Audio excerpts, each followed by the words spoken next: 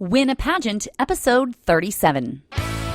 If you're serious about winning your pageant, send me an email at alycia@winapageant.com to schedule an interview to see if you qualify for my VIP coaching program. Hey girl, welcome to another episode of Win a Pageant. I'm Alycia Darby, and I'm glad you're here today because we're talking about a crowd favorite topic. It's your evening gown. This is one of actually, a lot of girls go into pageantry because they just want to wear a sparkling evening gown. And so, in fact, many of us, that is like what we're dying to see at the end of every pageant, you know? So it is a pretty important topic.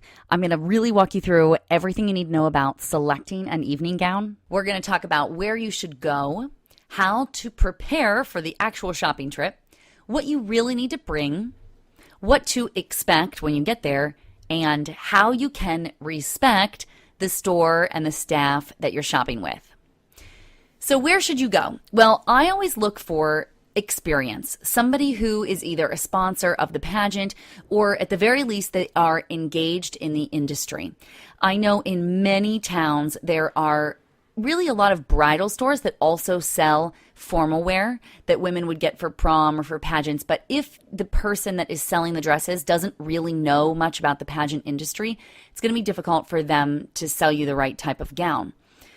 The next thing is you definitely want to make an appointment and then arrive on time for your appointment. The reason that appointments are made are because we don't want to have someone in a store that is also shopping for an evening gown for your same pageant.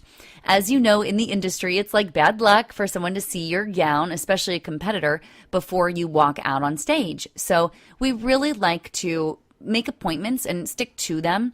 With that said, you definitely want to arrive on time for your appointment so that you're able to use your full time frame, whether it's a half an hour or an hour, whatever they allot for you. So when you're thinking about where to go, find somebody with experience. My very, very dear friend, Ronnie Weaver, I met her through the pageant industry. She is an excellent example of somebody who has extreme experience. She is a sponsor of many pageants, and she remains engaged in the industry. She's always attending trade show events for pageant wear. She knows most of the biggest designers. She is always going to their showrooms and stuff. She travels to all of the major pageants. She works directly with pageant women. So someone like that is who you want to be working with to find your pageant gown. So how should you prepare? Well, your hair and makeup is very important. You want to have your hair and makeup stage ready so that when you're looking at yourself in the mirror with your new gown on, you really have a better idea of what it's going to look like all made up. You don't want to use that excuse, well, if I had my makeup done, or if I had my hair done. Have it done so you're ready to go. When you arrive, have a few styles in mind, but also keep an open mind. So my friend Roddy, she tells me all the time that women show up with like, oh, I want to do this. But then they try out every style that's strapless, for example, because they love looking at models with strapless dresses. But then as they're trying them on for themselves, it just doesn't look right. And so they can't figure out why they can't find a dress. Well, it's the style, so be really open to trying a variety of styles. And the staff at your store will also help to walk you through that. With that, you want to have a price range in mind. If you are able to share a price range at the very beginning, now granted, you don't want to share this is the exact number that I'm going to spend, because there may be reasons to buy a little less or buy a little more depending on other things that are going to be added in. Like if you have to add a whole bunch of extra stuff, it's going to add to the price, right? So you want to come in just with a range in mind of what you're thinking about spending, and then the staff will be able to pull dresses within that price range. You do not want to try on, brides know this, goodness gracious, you do not want to try on a gown that's $5,000 if your price range is $1,500. You don't want to do it because it's going to be gorgeous, okay? They just are. They're typically made with a lot more, not care, but just tighter fit and that kind of thing, and a lot more beading. So the styles can be more unique and all of that. So stick within your price range. I really, really recommend that. And just know what it is. Have it in mind. When you show up, come energized, really, really energized, because you want to make the most of this experience. You really want to be able to showcase everything. You want to zip through those gowns. If it's not right, you want to just move on, make quick decisions, because that's really going to be helpful when you're trying on a lot of different dresses and trying to figure out which one is the one. Now this last one, no body makeup, you would think that goes without saying, but oftentimes women want to, when I say hair and makeup, they also want to have like a fake tan. And do not go spray tanning right before you show up for your gown. They're not going to let you try stuff on. And even so, I would bring a scarf of some type. They also have like makeup cover-ups that you can drape over your face while you put a gown on over your head. Because then the gown isn't, you've all been shopping before where you've tried on outfits, tops and things or dresses, whatever, and they've got makeup all over them. You don't want that for the gowns that you're going to be trying on because they're really expensive, You want to keep them in excellent condition. So just bring a little scarf or something that you can drape over your face so when you put the gown on, it doesn't get your makeup all over the gown. So what should you bring? It's highly recommended to bring these things. And not that you can't try on gowns without them, but it's just going to really give you a much better perspective. Bring the shoes that you're planning on wearing. So if you have the Jonathan Canes that everybody wears, bring those with you so that you know the height and you know how they feel and how they're going to pull or not pull or what the beading is, if it's AB crystals or rhinestones or whatever. Try to bring the shoes already selected. I like to bring extra jewelry. I usually bring 1 or 2 pairs of jewelry, like plain rhinestone and then an AB crystal. AB crystals, that's Aurora Borealis. Those are like the multicolored stone. I like to bring both of those types of jewelry so that I have big earrings to try on with my dresses just to see what it would really look like. Inserts. This is for those of us who sew in boob inserts, to enhance your chest a little bit. If you're sewing inserts, which many women do, into your gown, bring them with you so that, again, you can try them on with it so you know what they would look like and if they would fit and that kind of thing. I recommend bringing nude undergarments. Nude simply because you never know what you're going to try on. If you are trying on something that's white or whatever, you don't want to be able to see like your turquoise underwear underneath. And really, write this down, Spanx are spectacular. So if you wear Spanx during your competition, bring your Spanx with you. It makes it much more comfortable for everyone that is helping you in the dressing room and that type of thing. And sometimes you try on gowns, they don't fit. And so you have to walk out and it's not quite zipped or whatever. And so you really just want to have some undergarments on that are appropriate so that, you're not walking around naked in the store. And then also bring the decision makers. If your dad is the one that's buying the dress or your grandma or your mom or whomever is the one that's paying for it, your director, whoever, they should be there because pictures will never do your gown justice. When my ladies, my clients go to get their dresses, I always tell them, do not send me pictures. I can't tell what it looks like.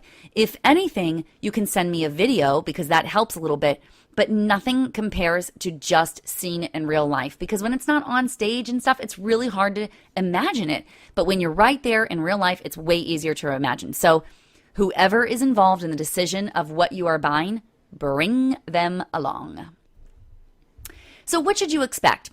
Well, for the store, I'm going to share with you 2 things. First, we're going to talk about the store. One shop usually sells many designers. So it's not like you need to go to a zillion different shops. Usually each shop, if they do have a pageant experience, they're probably going to have all the main designers. They're going to have most of the stuff that everyone else has. The dresses are generally organized by either designer, by color, by style, or by the line. There's 2 types of lines usually. Most designers have a prom line, which is a little bit more durable. Those dresses are durable and they're a little bit cheaper, actually sometimes significantly cheaper. And the pageant gowns are not quite as durable, so they're not meant for, dancing around, standing up, sitting down, stuff like you would at a prom. But they are, and so they are more expensive, So that's your pageant line. So you can ask for the designers, you'll know, is this a prom line or a pageant line? Now, sometimes women wear pageant gowns to the prom and women wear prom gowns on the pageant stage. And it really doesn't matter. It's just, that's the only difference is price and quality. So most of them will have famous designers like Sherry Hill and Tony Bowles.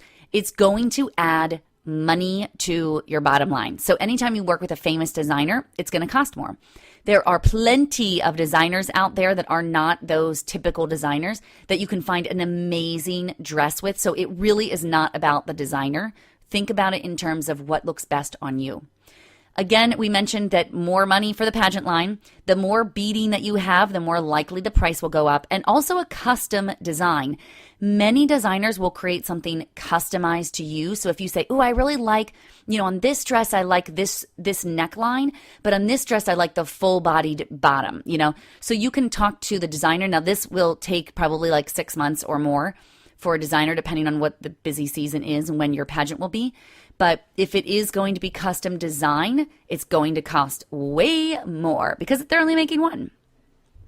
Okay, what to expect for custom design? It takes at least 6 months for custom design, so you want to be very, very aware of your timing. Generally, you meet with the designer or you have the owner meet with the designer on your behalf. So that's why it's very, very important to have a good relationship with the owner of the store. You can piece together a lot of different styles or attributes, different colors and things. You are going to take your measurements and send those with the design. It arrives usually just in the nick of time because it takes them a long time to do. They're very creative, so they're trying to make it just perfect, and it will likely still need alterations. So be aware of your time frame. In my experience, I worked with Jonathan Kane on a custom talent costume and a custom gown and other things, but for my talent costume, that was my first experience, and I was surprised that we actually sat down and sketched it out. It was so cool to work with Jonathan Kane. He just literally was like, okay, how about this? How about this? And I told him all the colors I liked and, the beading and the size I wanted it and all of that stuff and neckline and this really, really awesome thing. We had a tear-off skirt. It was like Velcroed. Oh, it was so super cool. And it took a long time to get together. He just took my measurements and it arrived straight to me. We did have to make alterations because you always will, so just plan for that to happen as well. Okay, so what can you expect for your experience? Usually you'll have about an hour-long appointment. It will be staff assisted. You need to make super quick decisions because they can't be sitting around, oh, well, what about this? What about this? You're going to try on various styles of gowns, which is awesome, because then you get to try out what might look best on you, and you'll know right away, like, oh, no, this, I don't want to try any more like this for this reason or that, And then remember that alterations are usually an additional cost. So if you're buying a size 16, but you're really only a size 8, alterations are going to cost more, so just work that into your budget. And alterations are awesome because it can be exactly what you need. So don't shy away from them. Just recognize it typically is an additional cost. Maybe $50. I've worked with seamstress that only charge $8, which is unheard of, and others that charge over $100, depending on what you have done. If they have to take out a zipper, if they have to go over top of beading, or if it's this really elaborate thing, it's of course going to cost more. That's what to expect. So now how can you respect those that you're working with? One way is when you are touching the gown, so when you're filing through them, don't touch the gown by grabbing the fabric. Touch it by the hanger. So slide the hanger down to look at the next gown because you don't want to pull on that fabric. Remember, these gowns are very, very expensive, so you don't want to pull on it. Try not to go over your appointment time. You should be finishing with your appointment and allowing the dressing room to be free, hanging all your dresses after you try them on so that someone else doesn't have to come in and have all these dresses all over the place, because when they're beading and things, it can be really, really difficult to undo these beads. You don't want to shove them in a pile. So really just be mindful that these gowns are very expensive. You want to stay very positive. Stay honest about how you feel about the gown and be very gracious for the people that are helping you, for the people that are giving you their opinions, for those that are helping you pick it out, for those that are helping you give a zip and those kind of things, for the other people in the store that are complimenting you. Just really be positive, be honest, and be gracious to them. Now, a really great tip is when you leave the store, take a photograph with the gown inside of the garment bag. Now, this might be on the day of purchase if it fits perfectly, or it might be when you pick it up after alterations. Either way, it's really nice to do that, and then put it up on your social media. Tag it to Instagram and tag the store in which you got it. Maybe mention the owner's name or the person that was helping you the most, because those referrals are really, really important in this industry. And that gown store will just absolutely adore your attention. So really, really pass that along. I just can't stress that enough, how valuable it is. So really just respect the people that you're working with, because especially if you win, they're going to be your biggest cheerleaders, and you really, really, really want them on your side because they could also be the ones that sponsor you now or in the future. And that, my dear, is how you win a pageant. Thanks for joining me. I'll see you next time. Hey there, I'm Alycia Darby, and I just want to say thank you so much for watching that last video. If you totally loved it and got something from it, would you just click subscribe right here to subscribe to our YouTube channel? Hey, I am here for you, and I've got so many more trainings and videos for you. In fact, this one would be a really great one to watch next. Or if that topic doesn't interest you, then try this one. It's my most recent video training. So I think both of these would be really great for you. Thank you again so much for subscribing. I am honored to be your coach. I'll see you again soon.